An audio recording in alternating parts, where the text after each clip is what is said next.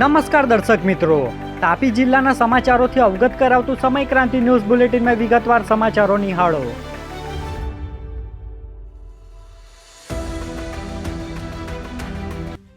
વ્યારાના બેડકુવા નજીક તબેલામાં ભીષણ આગ, 2 નિર્દોષ પશુઓના કરુણ મોત નીપજ્યા. વ્યારા તાલુકાના બેડકુવા નજીક ગામે રહેતા અમીરભાઈ ભીખાભાઈ રાવલિયાના તબેલામાં લાગેલી આકસ્મિક આગે હૃદય વિદારક દ્રશ્યો સર્જાયા હતા. જે તબેલાના પાછળના ભાગેથી ભભૂકી ઉઠેલી આગે વિકરાળ રૂપ ધારણ કરતા 2 નિર્દોષ પશુઓ જીવતા જ ભસ્મીભૂત થયા ગયા હતા. જ્યારે 22 જેટલા પશુઓ ગંભીર રીતે દાઝી ગયા, જ્યારે અન્ય 4 પશુની હાલત ગંભીર બની છે. આ આગથી અંદાજે રૂપિયા 40 લાખથી વધુનું નુકસાન થયું હોવાનું જાણવા મળ્યું છે. ઘટનાની જાણ થતાં જ ફાયર બ્રિગેડ દોડી આવી આગ પર કાબૂ મેળવ્યો હતો, પરંતુ નુકસાન ભારે થતાં સમગ્ર વિસ્તારમાં શોકનો માહોલ છવાઈ ગયો છે. તાપી જિલ્લાના સેવા સદનના હોલમાં ચૂંટણી પૂર્વે તૈયારીઓ અંગે સમીક્ષા બેઠક યોજાઈ. તાપી જિલ્લામાં સ્થાનિક સ્વરાજ્યની ચૂંટણીને લઈને તૈયારીઓ તેજ બની છે.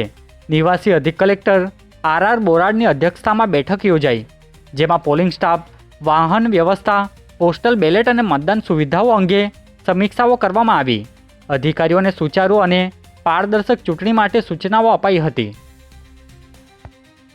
ઉછલમાં સિગ્નેચર કેમ્પેઇનથી મતદાન જાગૃતિને વેગ, તાલુકા શિક્ષણ અધિકારી રહ્યા હાજર. ઉછલ તાલુકામાં સ્થાનિક સ્વરાજ્યની ચૂંટણીને અનુલક્ષીને સ્વીપ કાર્યક્રમ હેઠળ શિક્ષણ વિભાગ દ્વારા સિગ્નેચર કેમ્પેઇન યોજાયું હતું, જેમાં તાલુકા શિક્ષણ અધિકારી અરવિંદભાઈ સહિત શિક્ષકો અને કર્મચારીઓ ઉત્સાહપૂર્વક જોડાઈ મતદાન જાગૃતિનો સંદેશો આપ્યો હતો. નિઝર પોલીસે દારૂ ભરેલું ટ્રક ઝડપી પાડી આરોપીની અટકાયત કરી કાર્યવાહી હાથ ધરી. નિઝર પોલીસ સ્ટેશન દ્વારા પ્રોહિબિશન મામલે કાર્યવાહી કરતા MH15HH 1956 નંબરનું ટ્રક ઝડપી પાડવામાં આવ્યું હતું. ટ્રક માટે અંદાજે 28 લાખનો વિદેશી દારૂ જથ્થો ઝડપી પાડ્યો હતો. આ કાર્યવાહી દરમિયાન રમેશભાઈ ગાવિત નામના આરોપીને અટકાયત કરી પોલીસે ટ્રક સાથે લાખો રૂપિયાનો મુદ્દામાલ કબજે કરી આગળની તપાસ હાથ ધરી છે. 26 એપ્રિલે તાપીમાં 5.70 લાખ મતદારો કરશે મતદાન. તાપી જિલ્લામાં સ્થાનિક સ્વરાજ્યની ચૂંટણી 2026 અંતર્ગત 26 એપ્રિલે કુલ 5,70,718 મતદારો મતદાન કરશે. જિલ્લામાં મહિલા મતદારોની સંખ્યા પુરુષ કરતાં 15,562 વધુ નોંધાઈ છે. વ્યારા તાલુકો 1,07,395 મતદારો સાથે મોખરે છે, જ્યારે ડોલવણ બેઠકમાં સૌથી મોટી બની છે. ચૂંટણી તંત્ર દ્વારા શાંતિપૂર્ણ અને પારદર્શક મતદાન માટે ચુસ્ત તૈયારીઓ હાથ ધરાઈ છે. તાપીમાં ટ્રાફિક પોલીસનો અનોખો પ્રયાસ, લસ્સી છાશ સાથે જાગૃતિ અભિયાન. તાપી જિલ્લામાં નેશનલ હાઈવે નંબર 53 પર ટ્રાફિક પોલીસે અનોખી પહેલ હાથ ધરી ટ્રાફિક જાગૃતિ અભિયાન યોજ્યું હતું, જેમાં સુમુલ ડેરી ચેકપોસ્ટ ખાતે પીઆઈ SB શેખ અને PSI સહિતના સ્ટાફ દ્વારા વાહન ચાલકો અને મુસાફરો તેમજ રાહદારીઓને ગરમીને ધ્યાનમાં રાખી લસ્સી અને છાશનું વિતરણ કરવામાં આવ્યું હતું. વાલોડમાં યુવક પર હુમલો કરી મોબાઈલ લૂંટાયો, 4 સામે ગુનો નોંધાયો.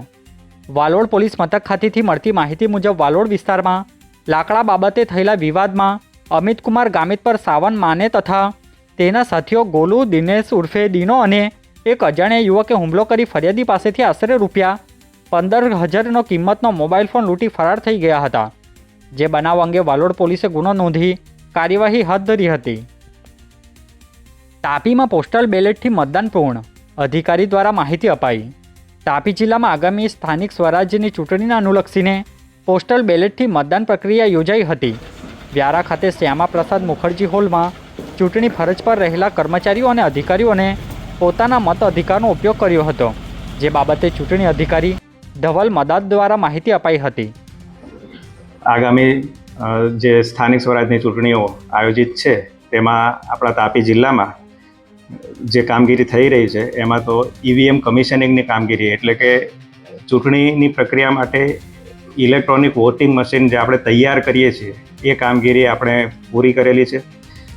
ત્યારબાદ વિવિધ ફેસિલિટેશન ઉપર મતદાન કરવાની કાર્યવાહી, જે સર્વિસ વોટર્સ હોય છે એના દ્વારા મતદાન કરવાની કાર્યવાહી હાલમાં ચાલુમાં છે, જેમાં ગઈકાલે સાંજના આંકડા પ્રમાણે ટોટલ 3,768 ટપાલ મતપત્રો આપણે ઇસ્યુ કરેલા છે અને હાલ એ આંકડો ચાલુમાં જ છે, એટલે કામગીરી અત્યારે ચાલી જ રહી છે. કેટલા સેન્ટરો પરથી આજે બેલેટ મળતા? વિવિધ અલગ અલગ તાલુકા માટે અલગ અલગ હોય છે, એટલે આપણા ટોટલ 8 તાલુકા છે, એટલે એમાં દરેક તાલુકામાં એક ફેસિલિટેશન સેન્ટર રાખેલું છે. આજે બુલેટિનમાં બસ આટલું જ, અને સમય ક્રાંતિ ન્યૂઝ ચેનલને લાઇક, શેર, કોમેન્ટ્સ અને સબસ્ક્રાઇબ અવશ્ય કરી લેશો, જેથી કરી તમને તાપી જિલ્લાના સમાચારોની અપડેટ મળતી રહે. અને મને રજા આપશો. આભાર. જય હિન્દ, જય ભારત.